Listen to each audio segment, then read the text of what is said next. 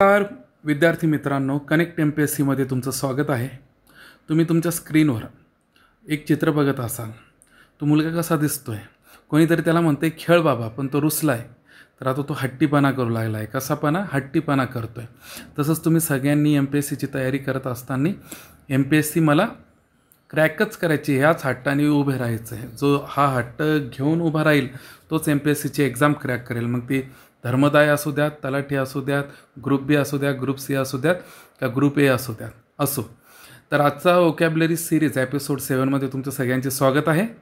आपला शब्द आहे त्या मुलाकडे बघून ॲडमेंट। हा ॲडजेक्टिव्ह आहे, बरोबर आहे। हट्टी, तो मुलगा हट्टी आहे।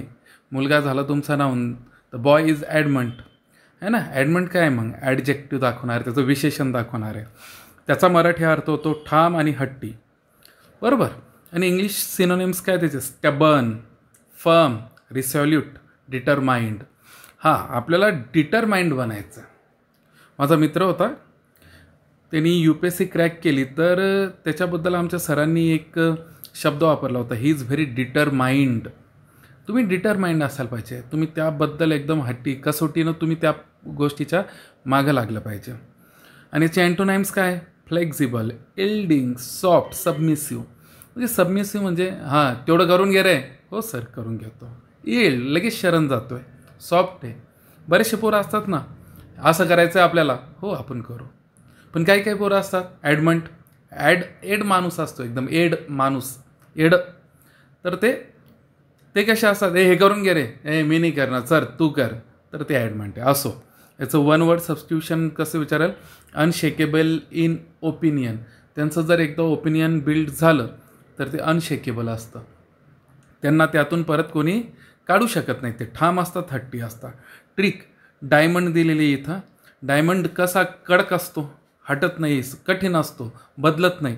तसा ॲडमंट, ते बदलत नाही, ठाम असतात, कठीण असतात।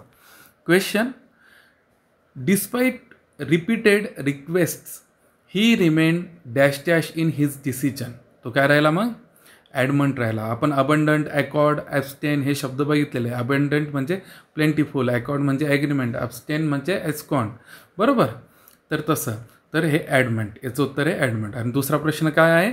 Which of the following is a synonym of adamant. आता सिनोनाइम सांगायचं आहे। फ्लेक्झिबल नाही, इल्डिंग नाही, सबमिसिव्ह नाही, तर रिझोल्यूट। चालेल मित्रांनो, हा व्हिडिओ आवडला असेल तर लाईक करा, शेअर करा, सबस्क्राईब करा आणि कमेंटमध्ये तुमचे सजेशन ड्रॉप करा। थँक्यू।